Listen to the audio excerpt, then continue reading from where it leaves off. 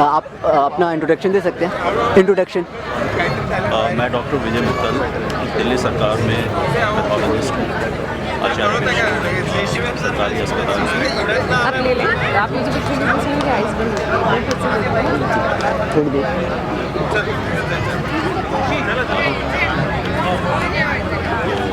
शायरी का शौक़ रखता हूँ, नज़्मों गज़ल कहता हूँ, तस्वीर कहता हूँ, ज़्यादा शायरी। कुछ आपके शेर अगर हम सुन पाएँ तो?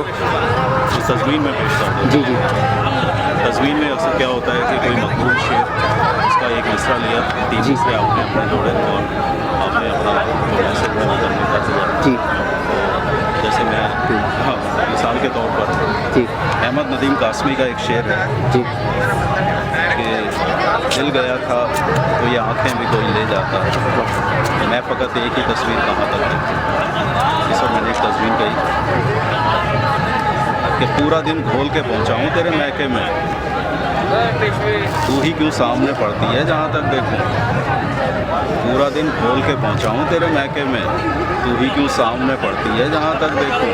सालिया और सलग भी तो दिखाएं जलवे, मैं फ़कत एक ही तस्वीर कहाँ तक देखूँ। वाह वाह वाह। एक मैं और तस्वीर। जी जी। कि लिया था तुझसे कभी कर्ज एक बहाने से, अदायगी के तकाजे लगे हैं रोज़ाने। लिया था तुझसे कभी कर्ज एक बहाने से, अदायगी के तकाजे लगे हैं रोज़ाने। अब ऐसी चोट लगे सर पे तेरे आइंदा, खुदा करे तू हमें देख कर न पहचाने। वाह वाह वाह वाह। आपने शायरी मतलब शुरुआत कब से की आपने शायरी करना? ये समझिए पहले मुझे जब मैं स्कूल में था, कॉलेज में, तो उस वक्त मुझे जो पुराने हिंदी गीत हैं, नग़्मे हैं, उनको सुनने का, उनको कंपाइल करने का बड़ा शौक़ रहा। तो उसी दौरान मैंने उर्दू पढ़ना लिखना सीखा अपने लेवल पर ही। और फिर मैं उनको कपलेट्स बनना शुरू हुआ, थोड़ा पहले डायरी राइटिंग, उसके बाद कपलेट्स, और फिर उसमें नज़्म और गज़ल की शक्ल इख्तियार कर ली। तज़मीन कहना, मज़ाहिया शायरी कहना मैंने अभी पिछले कुछ 2-4 साल से किया है। और वैसे मेरी कुछ किताबें हैं जो कि ऑलरेडी पब्लिश हो चुकी हैं। जी जी। एक कभी कभी के नाम से है, एक साथिया के नाम से है, और एक और किताब है। तो इसके अलावा डायरी राइटिंग पर मैंने किताब घर से मेरी किताब पब्लिश हुई थी सन 2006 में, जिसमें कि ऑल इंडिया से 10 राइटर्स उन्होंने चूज़ किए, सेलेक्ट किए, और उनके जो डायरी के अंश थे उनको कंपाइल करके एक किताब बनाई थी, डायरी अंतर्जुमों के साक्ष्य। तो उसमें उन्होंने हमें बुलाया था, त्रिवेणी सभागार में, और मतलब इसका अवार्ड भी दिया। बस ये सिलसिला तब से चल रहा है। तो आपको नहीं लगता जो प्रेजेंट टाइम की शायरी है उसमें थोड़ा चेंज आया है बनिस्बत पुराने ज़माने के? जैसे हम रदीफ काफ़िया आज के ज़माने में इतना नहीं सुनते, मतलब राइमिंग नहीं रहती। अगर गज़ल कहने का शौक़ है जी, तो किसी ने कहा है कि गज़ल कहने के लिए या कोई भी आपको शायरी करनी है तो उसमें 3 चीज़ों की ज़रूरत होती है: कशिश, कसद और कलम। कशिश नहीं होगी तो आपके जो भाव हैं वही नहीं आ पाएंगे, जो आपके इमोशंस हैं उनको आप कागज़ पर नहीं उतार पाएंगे। कलम से मतलब ये है कि आपको टेक्निक आनी चाहिए। जिस भी सिंफ में, जिस भी विधा में आप लिखते हैं, अगर आप गज़ल की बात करते हैं, गज़ल में आपको जो उसकी बंदिशें हैं कि पहला मिसरा आपने कहा, मिसरा उला, उसके बाद मिसरा सानी, तो उससे आपकी बंदिश हो जाती है कि आप किस बहर की कहेंगे, किस मीटर में कहेंगे, उसका काफ़िया क्या होगा, तदरीफ क्या होगा, और उसके ऊपर आपको निर्वाह करना होगा। अगर आप नहीं करते हैं तो वो गज़ल नहीं है, वो कुछ भी आप उसे नाम दें, लेकिन वो गज़ल नहीं है। दौर चाहे आज से 50 साल पहले का रहा हो या आज का रहा हो, अगर आप गज़ल कह रहे हैं तो उसमें कोई आपको छूट नहीं है, वो आपको निर्वाह करना ही होगा। अगर आप नहीं कर सकते किसी भी वजह से, आपको मुश्किल लगता है या कोई आपको सही इंसान नहीं मिला, उस्ताद नहीं मिला जो कि आपको गाइड कर सके, तो अच्छा है कि फिर आप नज़्म कह लें या छंद मुक्त जिसे कविता कहते हैं, जी जो नज़्म होती है उसमें भी बहर हो भी सकती है, नहीं भी हो सकती है। फ्री वर्स जो हम बोलते हैं, तो वो अच्छा है कि आप फ्री वर्स में कहें, लेकिन आपको अगर जो आपके जज्बात हैं अगर आप उसको कागज़ पर उतारना चाहते हैं तो फ्री वर्स में कह सकते हैं। बहुत लोग कहते हैं, उसमें कोई दिक्कत नहीं है और काफ़ी मकबूल भी है।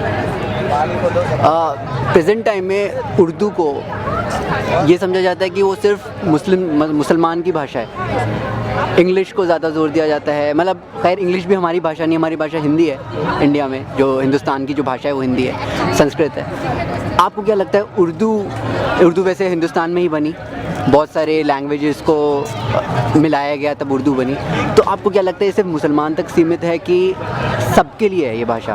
देखिए, ये भाषा बहुत ही खूबसूरत जी है और इसमें जो मिठास है और जो एक लुत्फ़ आता है, अगर आप गज़ल कहते हैं उसमें, अगर आप उर्दू की आपको जानकारी नहीं है तो मेरी अपनी राय है कि इस गज़ल में मज़ा नहीं आता। हालांकि कुछ शायर हुए हैं जैसे दुष्यंत कुमार का मैं नाम, जी जी जी दुष्यंत कुमार, उन्होंने भी उर्दू के अल्फाज इस्तेमाल किए हैं, लेकिन बुनियादी तौर पर हिंदी के ही सरकार हैं, लेकिन उन्होंने जो बात कही है बहुत ही गहरी बात कही है। तो जो गज़ल कहना चाहता है ज़रूरी नहीं कि उसे उर्दू पढ़ना लिखना आता हो, क्योंकि उसकी एक अलग स्क्रिप्ट है। वो स्क्रिप्ट अगर आपको मुश्किल लगती है तो आजकल तो बहुत ट्रांसलेशंस भी आपको मिल जाती हैं, जी जी, जिसमें कि आप देवनागरी स्क्रिप्ट में वो सब, बल्कि आजकल क्योंकि रीडरशिप इतनी कम हो गई है उर्दू स्क्रिप्ट में, तो लोग अपनी शायरी को हिंदी ट्रांसलेशन करा के दिखाने में और लोगों तक पहुँचाने की कोशिश कर रहे हैं। तो उर्दू जानना बेहतर है अगर आपको आती हो, लेकिन मैं कहूँ कि भाई लाजमी है ये ज़रूरी तो नहीं है। और अब मैं ये बात कहूँ कि मुस्लिम्स तक ऐसा भी नहीं है। अब जैसे मेरे फादर हैं, वो ख़तों किताबत अपने रिलेटिव से उर्दू स्क्रिप्ट में ही करते थे, पोस्ट कार्ड्स मैंने खुद देखे तो अपना अपना शौक़ है। उस वक्त ये था कि लोग प्राइमरी मिडिल लेवल पर भी उर्दू स्कूलों में उनको पढ़ाई जाती थी, चाहे वो गैर मुस्लिम हो। अब ये भी देखने में आता है, मेरे जो MBBS में कोलीग्स रहे जी, जो मुस्लिम्स हैं, उसके बावजूद उनको उर्दू पढ़ना लिखना नहीं आता और ना ही उनकी वो प्रायोरिटी है जी। उनके घर में ऐसा माहौल नहीं है, इंग्लिश पर ही उनका ध्यान, कॉन्वेंट से उनकी एजुकेशन हुई है, हिंदी उर्दू में उनका हाथ में कहूँगा बड़ा तंग है। इस बात से बड़ा अफसोस भी होता है कि अगर उन परिवारों में भी उर्दू आप कायम नहीं रख पाते हैं, गैर मुस्लिम की बात है। और जो प्रेजेंट जनरेशन है, आप जैसे जश्न रेख्ता में देख रहे हैं, यहाँ पे यंगस्टर्स बहुत हैं, तो क्या चीज़ आपको लग रहा है यहाँ पे अट्रैक्ट कर रही है यंगस्टर्स को? क्योंकि मुझे नहीं लगता कि यहाँ पे जितने भी यंगस्टर्स हैं, प्रोग्राम हुआ यहाँ पर जिसमें कि अंग्रेजी अल्फाज का इस्तेमाल जी उर्दू शायरी में, तो उस पर मैंने यहाँ कमेंट भी किया था, लोगों ने शायद संजीदगी से नहीं लिया। लोग गज़ल कहने में, अगर गज़ल की बात करें, गज़ल में उसको खलीली उरूज या हिंदी में छंद-ओ-फराज़, उसको पढ़ने में, उसको समझने में दिक्कतें पेश आती हैं और क्योंकि उसमें रटना पड़ता है कि इसका बहर का ये नाम है, उसमें ये अरकान है, इस सीक्वेंस में है, उसमें कोई साइंटिफिक बेसिस नहीं है। मैंने पॉइंट आउट किया था कि मैंने अपने उस्ताद के साथ एक साइंटिफिक तरीका अपनाया, जो कि अगर आप बहर का नाम लेते हैं तो उस बहर के नाम से आपको ये पता लग जाएगा कि इसमें कौन से रुकन हैं, कितने हैं, किस सीक्वेंस में हैं, तो आपको ना तो रटने की ज़रूरत है जी, और उसमें आप बड़े आराम से एक बार आपको समझ आ जाए कि रुकन आप कैसे बना रहे हैं, कितने मात्रा का या कितनी उसमें वो रहेंगी मात्राएं, तो उससे आप जान सकते हैं कि ये इसका रुकन है। और जैसे मैं एक एग्जांपल दूँ एक बहर का नाम है नाज 1222, ये बहर का नाम है जिसमें मैंने अब इसमें हमने दो अक्षर लिए, एक ना से रुकन का नाम है नादिरा, जा से रुकन का नाम है जमनावती। अब नाज बहर से ये पता लग गया कि इसमें दो रुकन है, एक नादिरा और एक जमनावती। 12-22 से मतलब ये हुआ कि नादिरा अगर एक दें उसको एक नाम है, जमनावती क्योंकि बाद में आ रहा है उसको हम दो नाम हैं। तो 12-22 का मतलब ये हुआ कि जो पहला रुकन है नादिरा वो पहले आएगा और एक ही बार आएगा, और जो जमनावती जो दूसरा रुकन है इसका हमने 2 नंबर लिया, वो नादिरा के बाद आएगा और वो 3 बार आएगा। 12-22 1222 आप इसको समझना। जी जी। तो नाज 12-22 अगर मैंने कहा तो बहर का नाम हो गया नादिरा जमनावती जमनावती जमनावती, ठीक है जी। और नादिरा में 5 अक्षर हैं। अगर हम हिंदी शास्त्र की बात करें तो ना यानी कि एक दीर्घ, उसके बाद दी एक लघु, और उसके बाद रा एक दीर्घ, 5 मात्रा का ये हुआ दीर्घ लघु दीर्घ, ठीक है जी। और जमनावती में 7 अक्षर का हुआ ज म ना व ती, यानी कि एक लघु उसके बाद एक दीर्घ, उसके बाद एक लघु और फिर एक दीर्घ, जमनावती। तो अगर आपको ये पहचान हो जाती है कि कौन सा शब्द कौन सा लफ्ज़ जो है वो जमनावती के वज़न पर बैठता है, कौन सा लफ्ज़ है जो कि नादिरा के लफ्ज़ पर बैठता है, जी।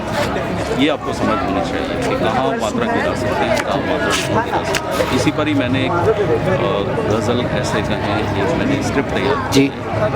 और मैंने आज यहाँ पर भी ये बात कही कि मेरा ये दावा है कि कोई अगर सीरियसली इसको सीखे तो सिर्फ 2 हफ्ते के अंदर। जाते जाते हम आपका एक और शेर, कोई आपके नज़्म में से, आपकी गज़ल में से कोई एक शेर सुनना चाहेंगे? एक शेर में पेश करता हूँ, जी। गज़ल का शेर है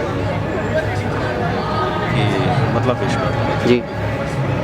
लोग मैयत पे जो ये फूल चढ़ाने आए, वाह। लोग जो ये मैयत पे फूल चढ़ाने आए, लोग मैयत पे जो ये फूल चढ़ाने आए, मुस्कुराते हुए एक रस्म निभाने आए। वाह।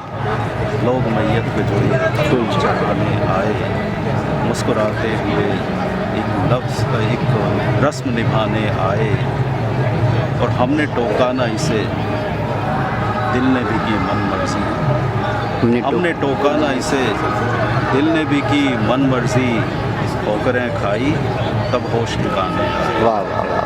हमने रोका ना इसे, दिल ने भी की मन मर्जी, ठोकरें खाई तब होश ठिकाने आए। और इसका एक शेर मैं आपको सुनाता हूँ कि सोचिए, एक मक्ता का शेर जी जी। कि सोचिए हाल अदब का हुआ है अब कैसा, सोचिए हाल अदब का हुआ है अब कैसा, सर पे बैठे हैं जो दरियों को उठाने आए। वाह वाह वाह। सर पे बैठे हैं जो दरियों को। Thank you.